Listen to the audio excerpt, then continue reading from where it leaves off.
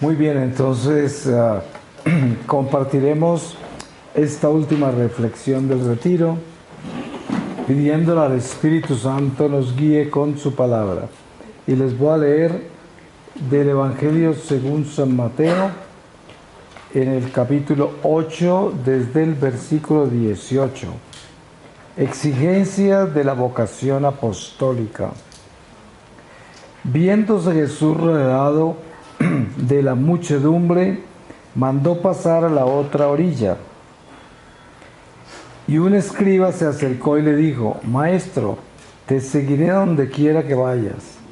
Dícele Jesús: las zorras tienen guaridas y las aves del cielo nidos, pero el Hijo del Hombre no tiene dónde reclinar la cabeza.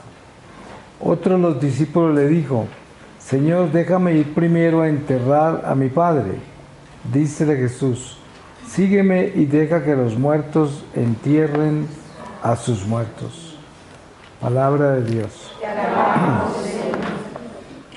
Pues podemos hablar de lo que es seguir a Jesús. Hay pasajes en el Evangelio como ven y sígueme, que son increíblemente poderosos. También pasajes como cuando al principio los primeros apóstoles que se fueron detrás de Jesús y fueron a avisarle a los otros y dijeron: hemos encontrado el Mesías. Y todo esto es como algo tan increíble que son pues las buenas nuevas. Ese pueblo judío siempre se ha distinguido, aún hoy, porque es un pueblo muy estudioso. Ustedes se dan cuenta, los judíos obedientes de hoy siempre están estudiando. Y los que son ortodoxos, todos los hombres son rabinos y no estudian nada más que la ley judaica. No conocen nada más, ni los dejan estudiar nada más. Y así son tribus muy religiosas y estudiosas, estrictas. Entonces, cuando estos judíos que escoge el Señor como apóstoles descubren al Mesías, pues descubren lo que tanto han esperado, ¿no? Por siglos. Y que todos ellos saben que esa es la misión judaica, es esperar al Mesías. Entonces algunos lo recibieron, pero la mayoría no lo reconocieron y lo declararon profeta falso hasta el sol de hoy. Todavía yo tengo mucho judío amigo con los que trabajé en California en mi vida artística, que había mucho judío alrededor mío, y como yo en esa época no practicaba mi fe, cada vez que ellos hablaban de los cristianos, siempre hablaban de que nuestra fe es una fe falsa y seguimos un profeta falso, y hablan de que el cuerpo de Cristo fue robado por los cristianos para hacerlo creer que resucitó. Y la prueba que tienen es que ¿cómo puede haber resucitado si dicen que resucitó pero nadie fue a contarle a nadie? Dice, así de falsa es la resurrección. Si hubiera sido verdadera, hubiesen corrido a contarle a todos que había resucitado. Y esto es un misterio porque sabemos que Jesús estuvo 40 días entre ellos después de que resucitó y ninguno fue a contar que Él resucitó.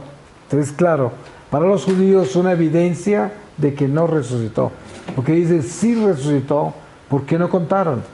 O sea, y claro, eso actúa contra nosotros. Pero es un misterio, no sabemos. Y la realidad es que los apóstoles quedaron traumatizados con la muerte de Jesús. Y los que habían matado a Jesús eran todos los que estaban allí en la Judea, que eran los sacerdotes supremos del Sanedrín, y todos los demás que les obedecían, los que estaban en el templo. Entonces, por eso, a pesar de que Jesús resucita, ellos no se atreven a ir a decir eso, porque todavía no había llegado el Paráclito, el Pentecostés, y no tenían la fuerza para morir por Jesús, ninguno. Entonces, claro, ellos se guardaron el secreto de la resurrección. Y mire cómo es de costoso ese secreto. Es tan costoso que hizo que los judíos que no habían aceptado a Jesús como el Mesías dijeran es falsa la resurrección, porque dicen que estuvo 40 días con ellos y ¿por qué no le contaron a nadie? Entonces, esa es la evidencia que tienen por 2000 años. Hoy, si usted habla con un judío que no cree en Jesús, le va a contar eso exactamente. Es como los protestantes que dicen que Constantino fue el que fundó la Iglesia Católica, ¿no? También tienen esa historia, una historia falsa, pero fue la historia que los convirtió a ellos a ese tipo de cristianismo, de las sectas, ¿no? Pero seguir al Mesías implica un sacrificio muy grande, y es que a pesar de que nosotros ya hemos sido bautizados con el Espíritu Santo, lo cual no tenían los apóstoles cuando Jesús resucitó, y por eso no tenían fortaleza para testificar y atreverse a morir por Él. Hoy no es muy común encontrar al cristiano que, a pesar de estar bautizado, pueda morir por Jesús. Yo siempre digo a la gente, mire, estamos acá en este salón. Si entran 4 hombres con ametralladoras acá, que de pronto mandó Petro, y nos colocan ametralladora en la frente, dice, niegue a Jesús o muere. Dice, ¿cuántos de ustedes van a morir? ¿Cuántos de ustedes van a morir por el Señor? ¿O cuántos se van a ir con Petro? ¿No? Dice, niegue a Jesús o muere, o véngase para la primera línea, ¿no? Eso, y le cuento, esto es lo que pasa, ¿sí? Nosotros tenemos muchas misiones en Bosnia, Herzegovina y Croacia, y conocemos muchísimas familias que tienen mártires en la familia del comunismo. Son cientos de mártires del comunismo, y todos han muerto así. Cerca de Medjugorje hay un pueblo que se llama Cherokee Brea. Es un monasterio franciscano muy antiguo, y ahí están todos los mártires franciscanos que murieron así. Llegaron los comunistas y le pusieron una pistola en la cabeza a cada fraile. Ninguno negó a Jesús, todos murieron con un balazo en la cabeza. Y así es. Entonces, seguir a Jesús implica morir por Él. ¿Cuántas personas en la familia, en el comedor de su casa, tienen que morir por Jesús? En este sentido, la muerte no todas las veces es muerte física, pero es una muerte moral, una muerte espiritual, una muerte de familia. Por ejemplo, usted está en el comedor de su casa con sus tíos, sus primos, sus hermanos, quien sea que sea de su familia, y de pronto le toca testificar a favor de Jesús. O sea, le toca decir, yo soy católico, yo creo en todo lo que me han revelado en la iglesia, yo le obedezco a Dios, yo quiero ser lo que la iglesia me pide ser, no quiero ser nada más. Y ¡fua! Viene la risa, ¡ay, el santurrón, la santurrona! ¡Ay, ya! Todos se burlan, lo pisotean, ¿sí? Ya lo consideran el tonto de la casa, ¿no? Esa es una muerte, ¿no? Ese es morir por el Señor, es testificar por Él, sin miedo, sin preocupaciones a las consecuencias, porque todo eso trae consecuencias, ¿sí? Es muy curioso que cuando hay una conversión en una familia que está alejada de Dios y alguno se renueva en la fe, todo el mundo se burla de ese, ¿no?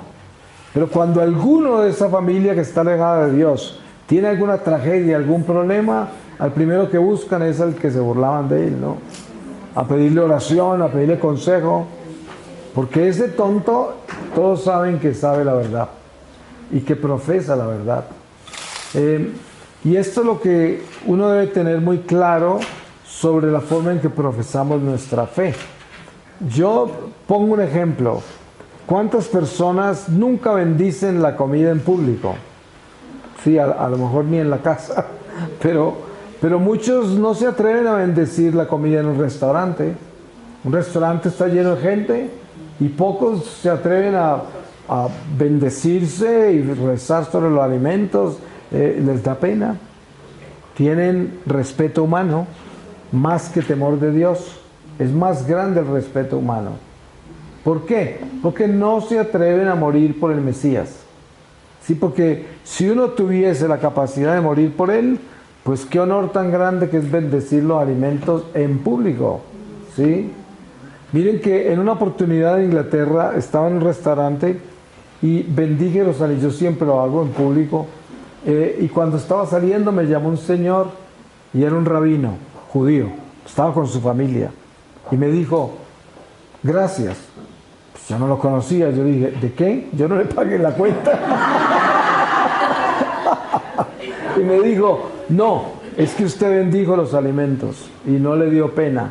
Digo, ese es un verdadero cristiano, yo soy un rabino judío. Digo, así fue un encuentro muy espontáneo, pero fue increíble, estaban todos sus hijos, su familia, y ellos piensan que somos falsos y lo que fuera, pero la acción es lo que él estaba calificando, la acción. Entonces, uno se da cuenta, primero, usted bendice los alimentos en un restaurante, en público así, y sabe que espiritualmente hablando, bendice todos los alimentos que están ahí. O sea, usted beneficia a toda esa gente, porque queda bendecido la cocina, los cocineros, toda la alimentación, por su bendición. Porque Dios bendice la fidelidad. Y nosotros en ese caso actuamos desde nuestro sacerdocio, porque somos sacerdotes, profetas y reyes. Y cuando actuamos en esa forma, actuamos sacerdotalmente. Y como nadie ahí tiene ese don, o tiene la capacidad de hacerlo, o tiene la valentía para hacerlo, uno se convierte en el sacerdote de todo lo que está ahí. Y ese es testificar por el Señor con la decisión de morir por Él, porque todo tiene consecuencias, buenas o malas. Así como en esa oportunidad tuvo consecuencias buenas de que hasta un rabino recibió la bendición que yo me eché, porque me estaba dando gracias por la bendición, por haberlo hecho. O sea que en cierta forma le pasa como a la reina esa del sur que fue a alabar la sabiduría de Salomón. Y después Jesús la usa y dice, la reina del sur los juzgará, diciéndole a los fariseos. O sea que esa mujer, por el solo hecho de haber ido con todos sus regalos a Salomón, porque ella estaba deslumbrada con su sabiduría, sin darse cuenta había adorado a Dios, porque esa sabiduría era Dios. Y ella no hablaba de que Salomón era sabio, ella hablaba de la sabiduría que se manifestaba a través de Salomón. Entonces estaba hablando perfectamente de Dios, pero ella no sabía, como era pagana, no sabía que estaba adorando a Dios. Y eso la salvó, porque Jesús muestra que esa mujer iba a estar en el cielo en el juicio final, porque iba a ser juez de los fariseos. Entonces es algo muy increíble. Pero al mismo tiempo, pues en la administración de lo que se nos ha confiado, tenemos una responsabilidad. Es como el policía que está en la calle, tiene la responsabilidad de cuidarse bien, de tener su uniforme, estar bien vestido, saber manejar sus armas y tener su vigilancia en la moderación, la prudencia y la firmeza que exige un servicio militar como ese, ¿no? Tiene su responsabilidad. El portero del edificio tiene la responsabilidad de estar vestido impecablemente, conocer bien el edificio, saber responder por todo lo que le preguntan y estar alerta en su vigilancia de todo eso que le confiaron. Y así, tome usted cualquier estado del hombre y cualquier estado exige lo mismo. Por eso el estado nuestro es el estado de más responsabilidad. Porque nosotros fuimos escogidos desde el vientre de la madre como un pueblo que está separado y predestinado para ser el pueblo de Dios. Y esto tiene que resonar dentro de nuestro corazón para reconocer que eso es lo que somos nosotros. Y que uno se levante y se dé cuenta quién es. Y antes de acostarse también. Y que toda la vida viva con esa conciencia. Y que se dé cuenta que cuando uno va al templo, va al cuartel. Y va a ver ¿a quién? Pues al capitán, ¿no? Ahí va a visitar a su jefe.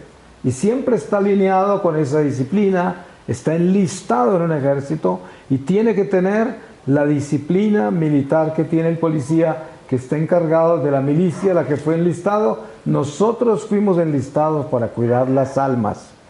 Somos el ejército de Dios que está responsable de la salvación de las almas. Así de que Pues hay gente en el mundo que no fue reclutada para este ejército, pero Dios la creó. Y son nuestros, nos pertenecen a nosotros. Porque es como cada país tiene un ejército y el ejército es responsable de la seguridad de ese país. Pero tanto el ejército como los civiles son ciudadanos de ese país con los mismos derechos, solo que no tienen las mismas responsabilidades. El ejército tiene responsabilidades de seguridad, asegurarse que nadie toque a la gente a la cual les hicieron responsables de cuidar. Eso es muy claro, ¿cierto? De la misma manera, nosotros como ejército de Dios hemos sido encargados de las almas. Así de que toda persona que cruza su camino está en el territorio suyo de almas que Dios le confió. Todos. Ahora, cuando usted ora en el silencio de su casa, usted está orando por todas las almas del territorio de Dios en la oración.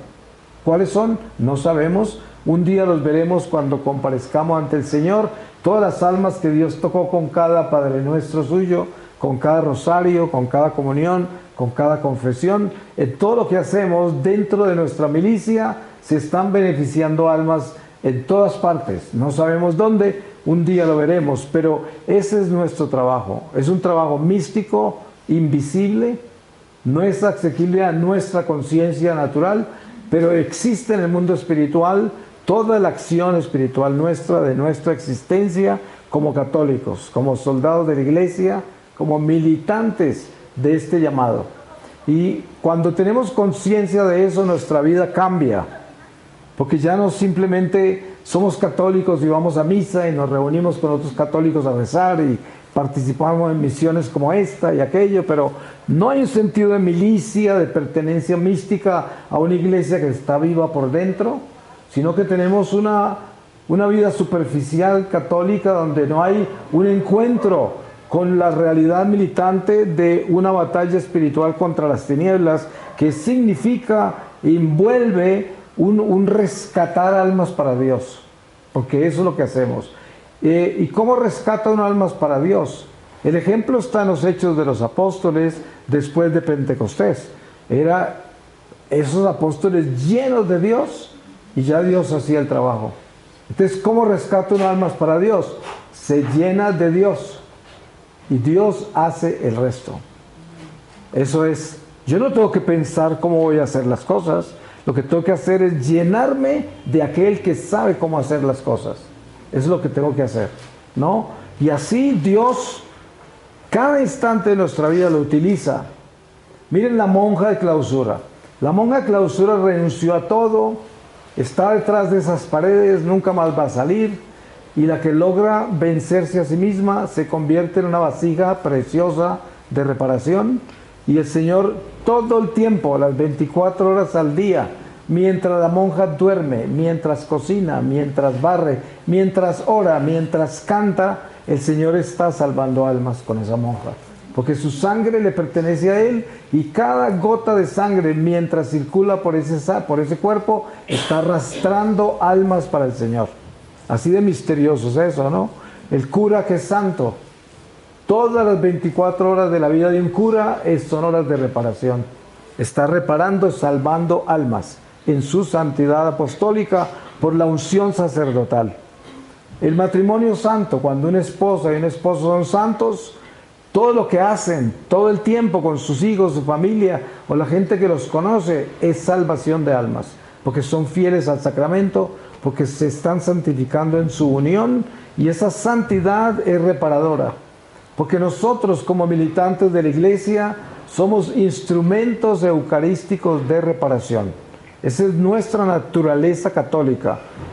Si usted quiere describir con claridad a un católico es un instrumento eucarístico de reparación.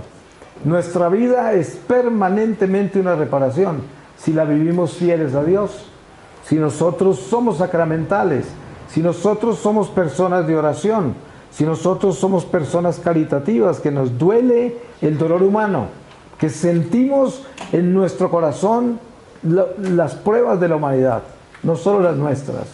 Y esto es un estado de reparación precioso, donde nuestra vida contribuye a cuidar las almas.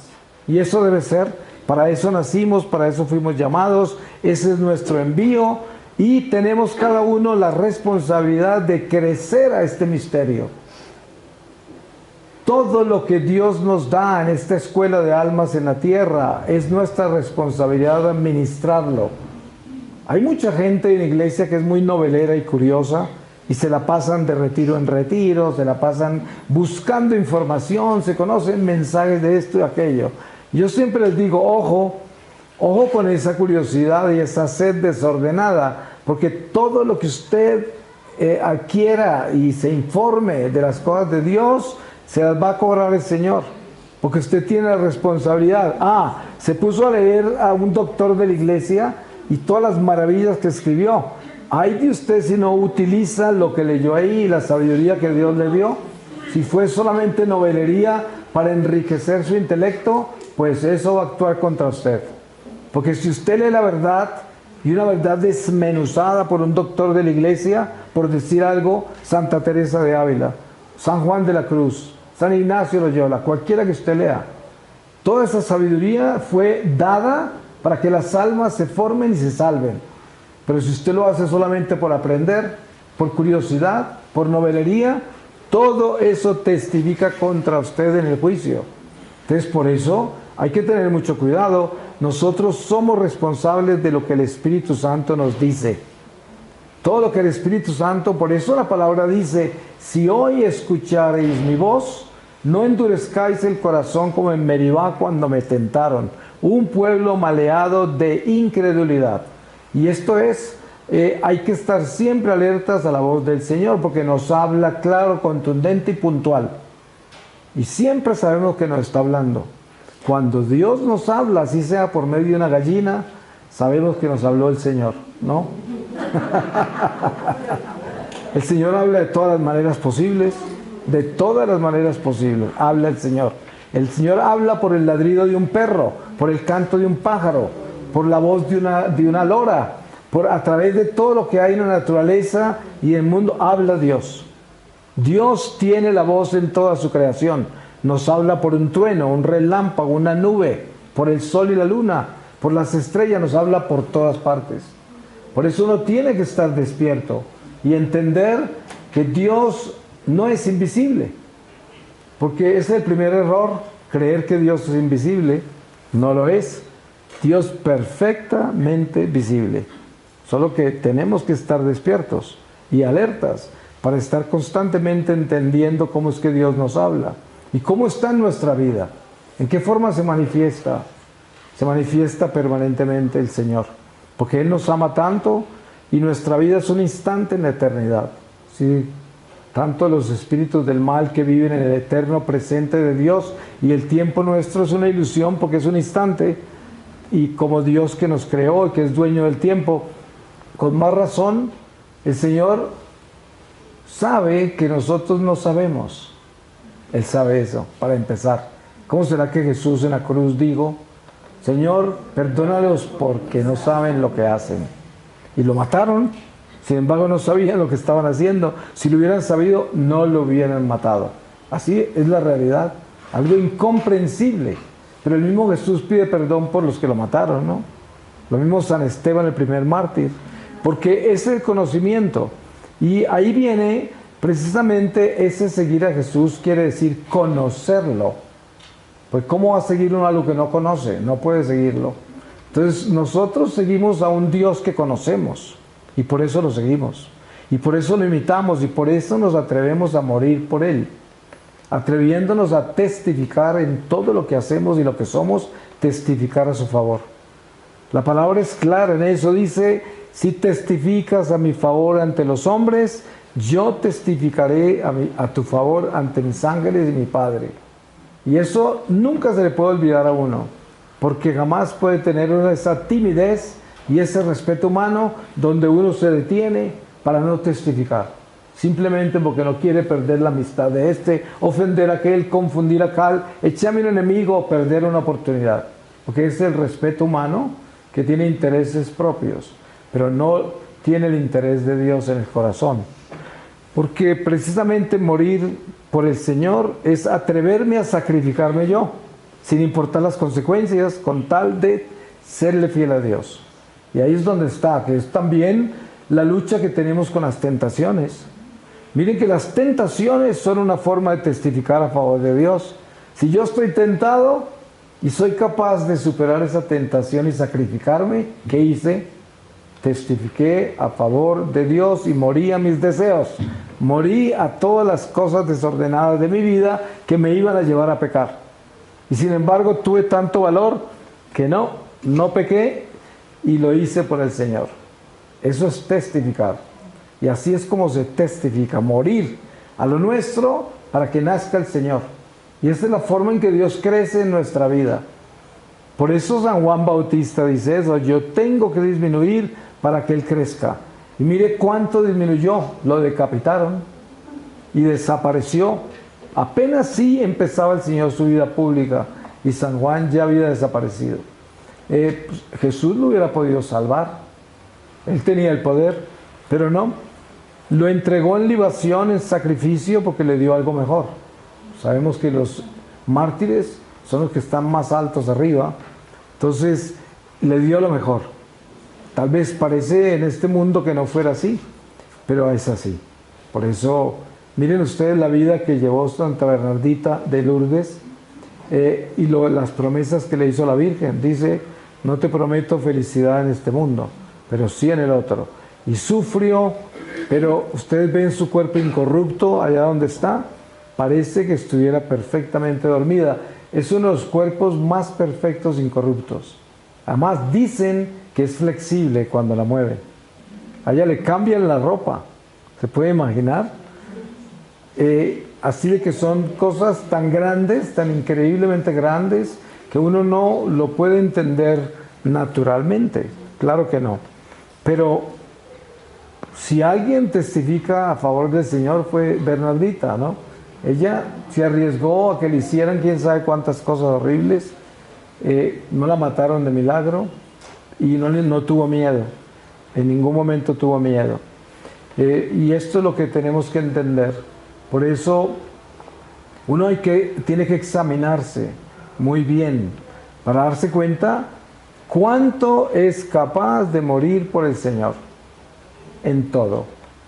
Ahí está el nivel de crecimiento espiritual, el nivel de fidelidad, el nivel de Cristo en mí.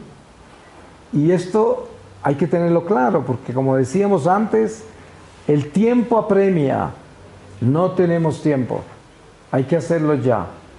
Porque si hablamos la verdad, ¿qué quiere decir? Pues el Señor me puede llamar hoy. ¿Está usted listo para encontrárselo? Esa es la respuesta, ¿no? Por lo tanto, hágase esa pregunta en su corazón. ¿Cómo estoy yo hoy?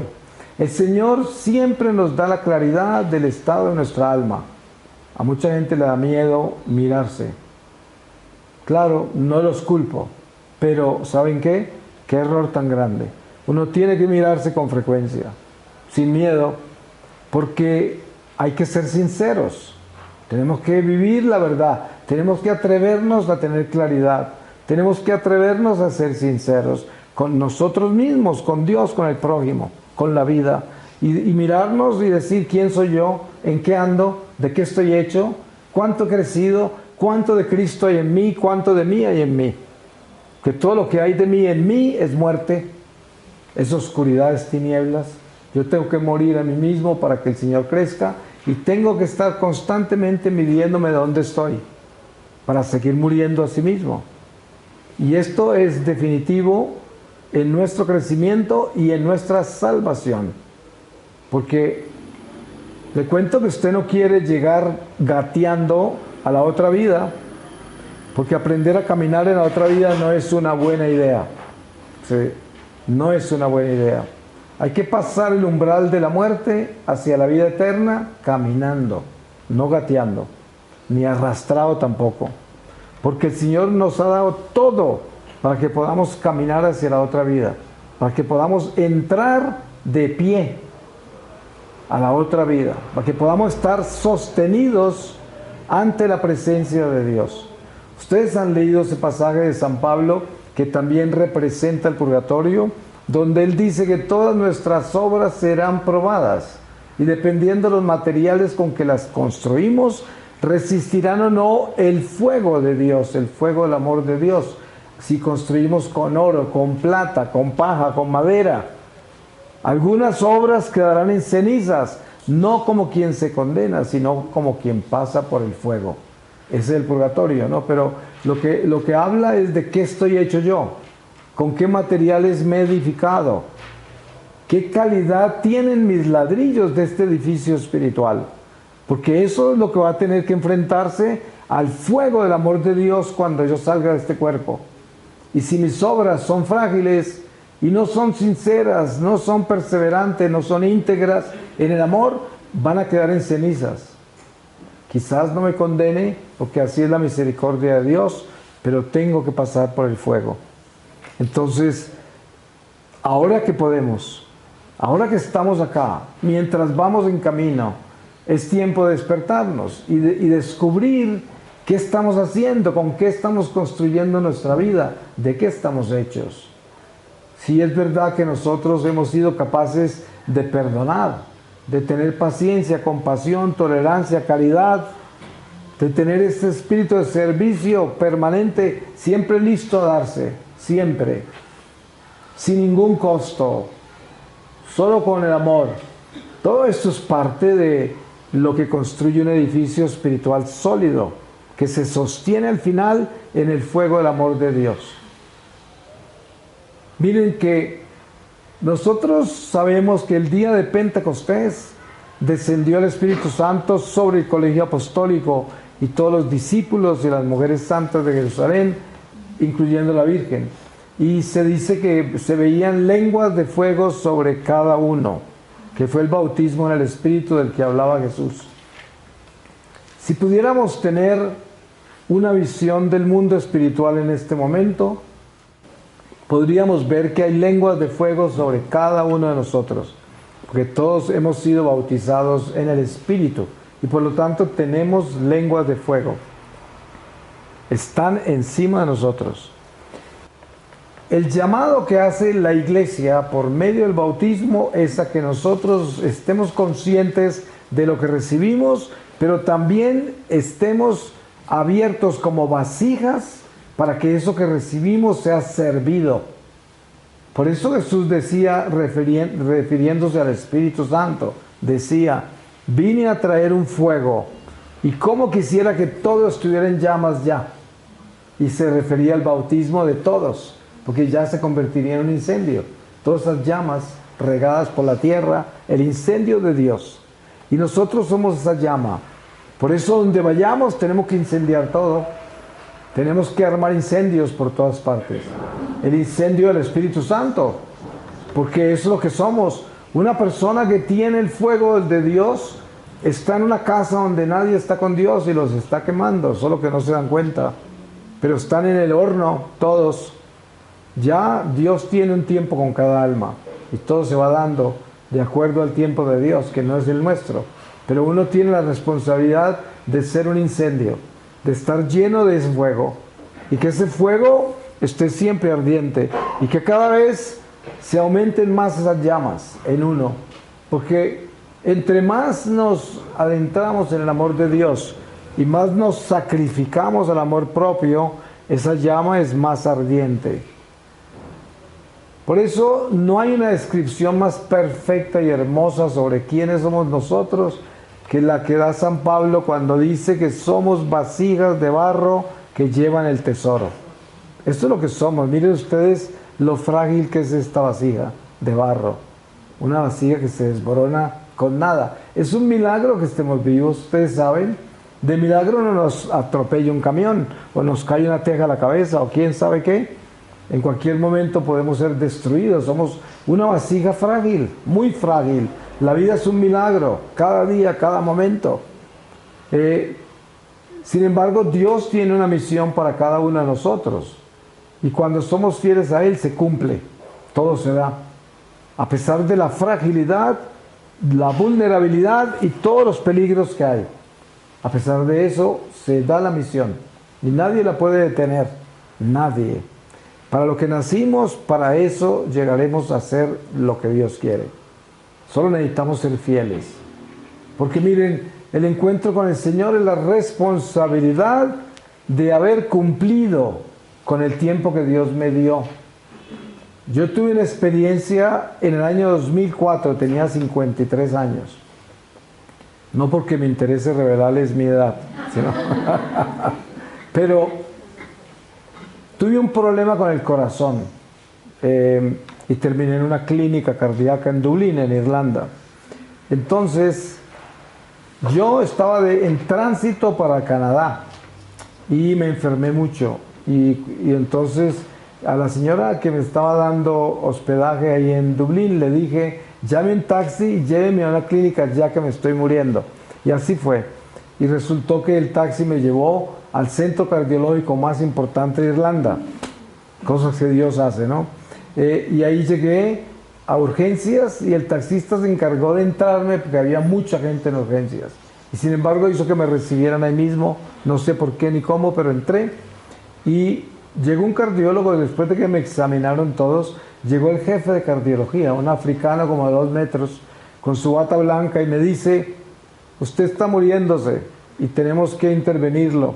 Yo dije, tengo que irme para Canadá. Y se rió, dijo, si usted se sube en avión se le explota el corazón, olvídese de Canadá.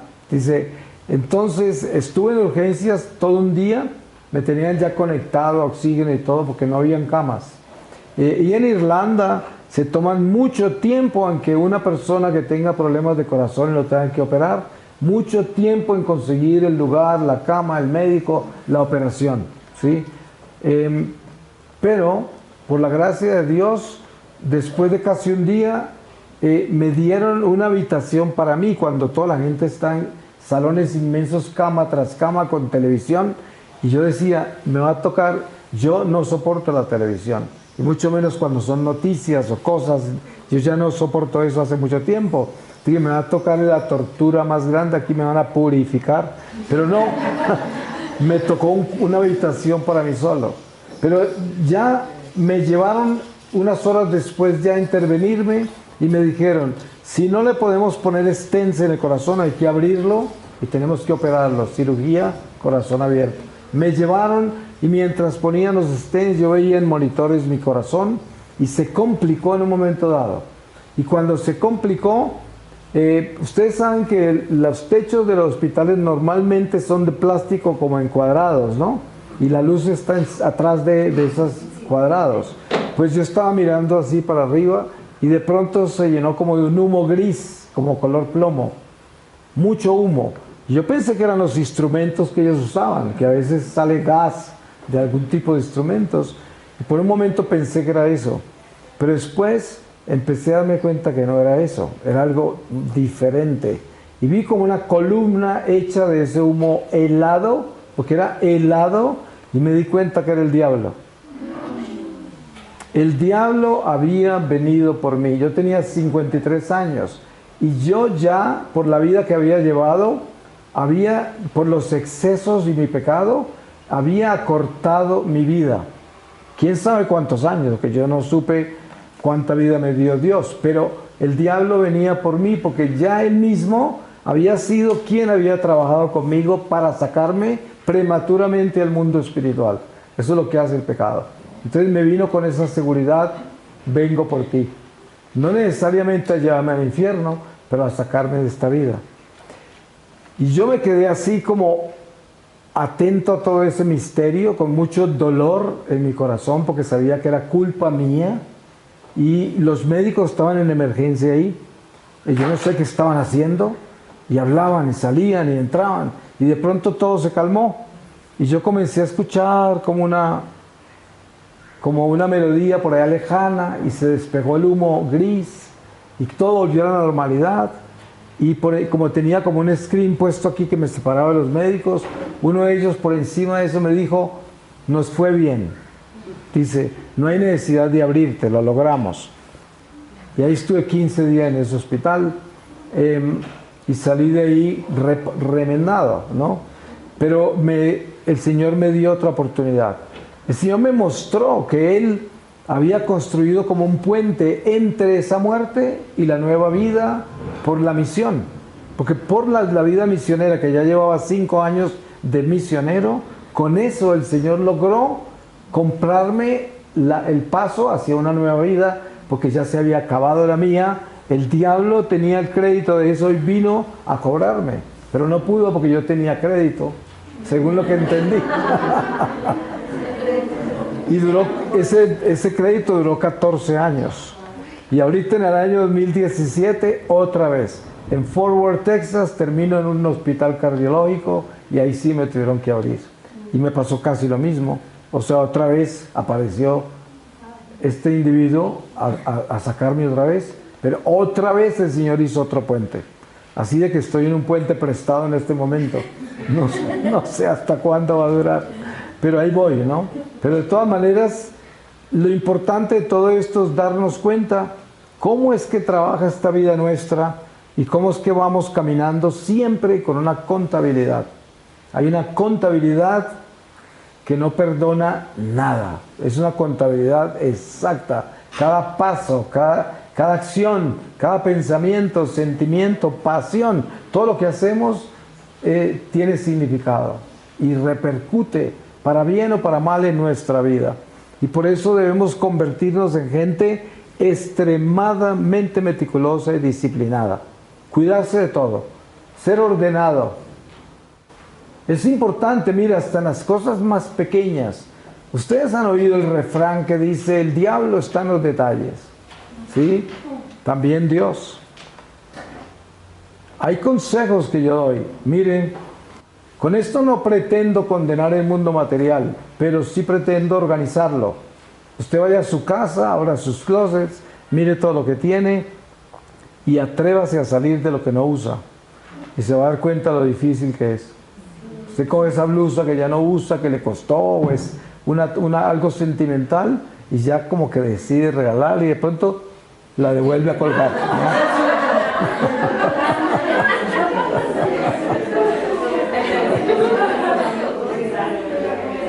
Y se da cuenta lo apegado que está uno a las cosas materiales.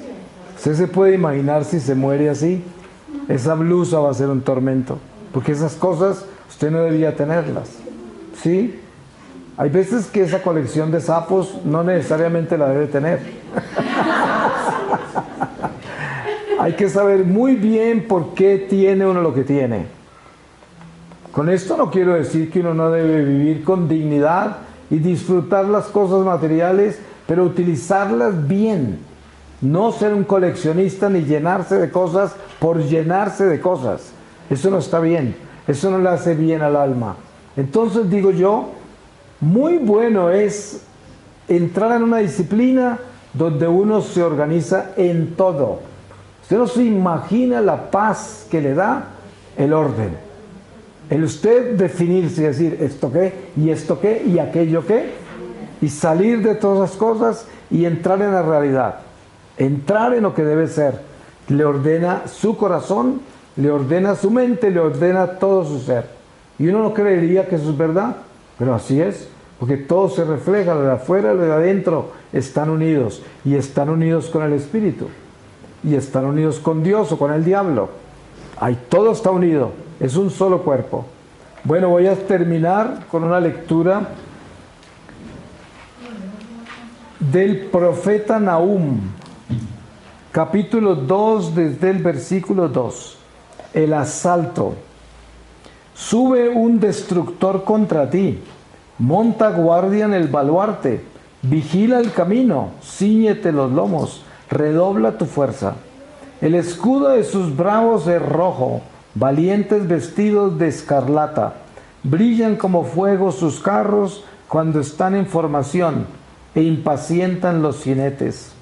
Furiosos los carros por las calles, se precipitan en medio de las plazas, su aspecto es de antorchas, se lanzan como el relámpago.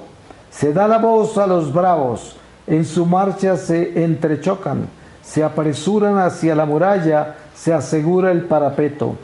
Las puertas que dan al río se abren y en el palacio cunde el pánico. La belleza es deportada, arrancada, gimen sus esclavas con gemidos de palomas y se golpean el pecho. Nínive es una alberca cuyas aguas se escapan. Deteneos, deteneos, pero nadie se vuelve. Saquead la plata, saquead el oro.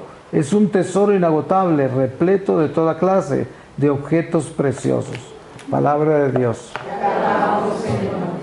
Pues le damos gracias a Dios y lo bendecimos por la puntualidad con que el Espíritu Santo siempre nos habla, por el amor que nos tiene y cómo nos acuartela para prepararnos y fortalecernos para las batallas que nos esperan, porque solo Dios sabe cuánto tiempo nos falta y cuántas batallas vamos a vivir, pero lo importante es que estemos fortalecidos en Dios y que tengamos más claridad para el combate, más fortaleza para defender el territorio que Dios nos confió, las almas que Dios coloca en nuestro camino, sobre todo la nuestra, para comenzar. Amén. Amén.